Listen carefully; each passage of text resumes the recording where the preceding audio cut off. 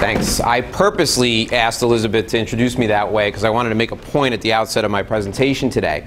Last week I was in San Diego speaking to the San Diego Bar Association, and it was a good room, 218 people. When you're used to speaking to 10, 20 people at a time, 218 people is a very good sized room.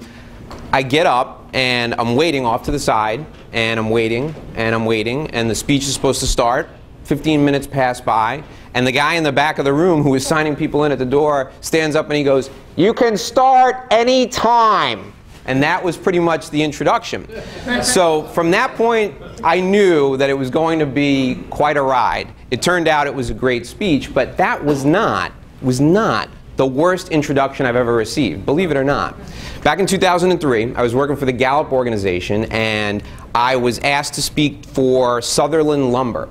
They're a 60-store chain, and they have about 100 salespeople in each store. They're actually bigger than Home Depot in the Midwest.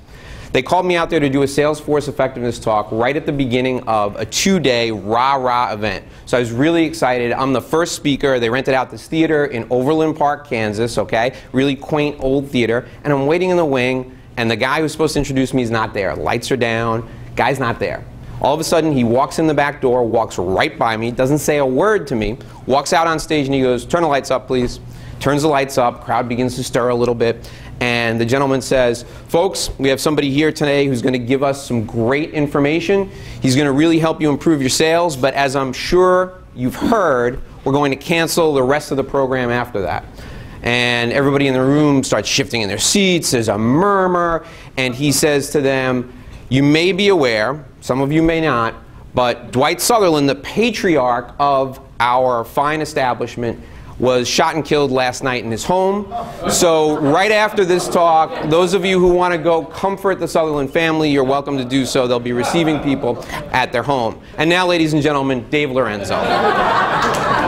So I walked out on that stage, and at that point, I will tell you, quite frankly, that what I was saying in my head was practically happening in my pants, because I was scared to death.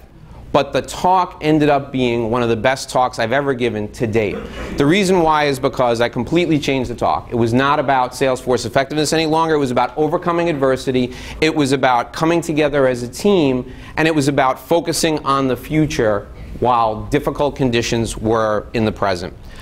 The group responded very well as they could under those circumstances, and it resulted in a significant amount of business for us. Now, why do I tell you that? I tell you that because what I do with attorneys today is I provide that same type of thing. I provide attorneys with three things. I provide them with confidence, I provide them with capability, and I provide them with clarity of purpose. When I took that stage that day, the clarity of my purpose completely changed. In an instant, it completely changed. And that's the way life is. All of us have to completely change the clarity of our purpose depending upon who our clients are. And to be able to do that requires a significant, shall we say, nimbleness of foot. And I can help attorneys with that. When it comes to capability, many people, when I first walk up to the front of a room, or when I sit down with an attorney for the first time, wonder, who is this guy and why should I listen to him? And I will tell you that over the past 7 years, I've taken, on average, 30 calls a day from attorneys. That seems like a lot. You know, usually the conversations are quick, sometimes they're longer, but 30 calls a day. I do it 5 days a week. I take 2 weeks off a year, so if you multiply 30 times 5 times 52 times 7, that's over 10,500 conversations with attorneys. I've heard a lot of stuff from these folks. And when you hear that much, situations tend to repeat themselves. So my capability in advising an attorney on business strategy, on practice management, on productivity improvement is significant. So that's one of the things that differentiates me from everyone else who does what I do. Now, I will give you an example of who a fantastic client for me is. And there's really two different types of clients that I want you to think about. The first type of client is a person who's on their own and they're in a law firm and the firm is growing. The gentleman just spoke ahead of me, Bart Shepnick. His firm is a great firm. Those type of folks who are really at the top of their game, who are looking to grow at an expedited rate, those people are great referrals for me. They're not Greenberg Traurig. I'd love to work with Greenberg Traurig. I'd love to work with somebody in a leadership capacity there. But they're at a point where any amount of money that they make, any increase incrementally, improves their quality of life. Fantastic client for me. In addition, if I can help a firm like that improve the productivity that they have within their firm, if I can help the partners work a little less, that improves the quality of their life. And that's the mission and purpose of my company. That's what we're all about. And if I convey that to the attorney when I meet him, and my preferred way to meet them is in person at a lunch, I'd love it. I'd be thrilled. Second group of people who'd be great introductions for me are groups that are this size that get together. They're voluntary bar associations. So Mark Hurwitz has been very kind and introduced me to the Dade County Bar Association. There are other voluntary bar associations. For example, I spoke in Collier County a couple of weeks ago. Fantastic opportunity. Groups of 10, 20 or more. They don't have to pay me to speak. My payoff comes down the road when folks who've seen me speak there end up retaining me as my clients. So those are two things to think about when you're thinking of who great referrals are for me. Now, there are some kids in the room today, so I'm going to close with a story that really kind of gets to the essence of how you can manifest this clarity, this commitment, and a real focus on the capability that you have. I was having dinner about a year ago, and there was a knock at our front door, and I go to the front door, and there's two kids standing there. A shorter kid, glasses, shirt impeccably pressed, but it's a school uniform shirt with slacks.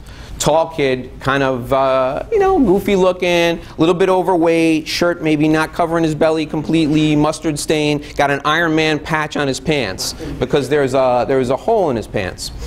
I open the door, and the little kid says, "Hi, my name is Ronald, and this is Bernard." I look at Ronald, I look up at Bernard. Bernard's got a big smile, right? And he says, "We are selling chocolate bars to raise money for a trip. We're going to go to Tallahassee."